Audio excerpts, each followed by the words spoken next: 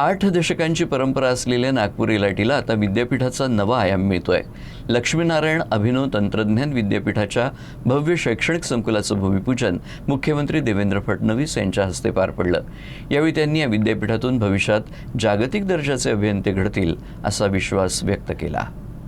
8 दशकांची समृद्ध परंपरा असलेल्या एलआयटी या संस्थेनं देशविदेशात आपली वेगळी ओळख निर्माण केली आहे।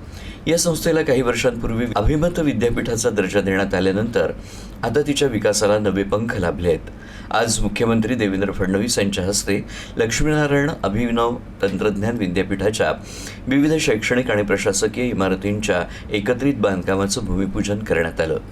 यावेळी बोलताना मुख्यमंत्री म्हणाले की या विद्यापीठातून भविष्यात देशाला आणि जगाला दर्जेदार अभियंते मिळतील, तसंच हे विद्यापीठ आंतरराष्ट्रीय दर्जाचं शैक्षणिक केंद्र म्हणून उदयास येईल। कार्यक्रमाला पालकमंत्री चंद्रशेखर बावनकुळे, महापौर नीता ठाकरे यांच्यासह अनेक मान्यवर उपस्थित होते।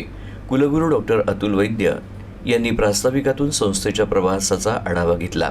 केमिकल टेक्नॉलॉजीमध्ये एलआयटी हे खूप मोठं नाव आहे।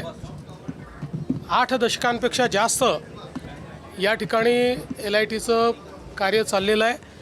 जगातले अनेक बेस्ट केमिकल इंजिनियर्स हे एलआयटीतनं पासआउट झाले, मात्र इन्फ्रास्ट्रक्चर डेफिसिटमुळे आणि वेगवेगळ्या कारणांमुळे थोडा दर्जा खाली जात होता आणि म्हणूनच आम्ही हा निर्णय केला की एलआयटीला स्वायत्तता दिली पाहिजे।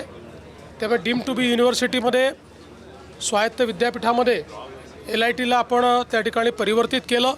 त्यामुळे एलआयटीचा दर्जा मोठ्या प्रमाणात वाढतो आहे आणि आता इथे अतिशय सुंदर असं शैक्षणिक संकुल हे आपण तयार करतो आहोत।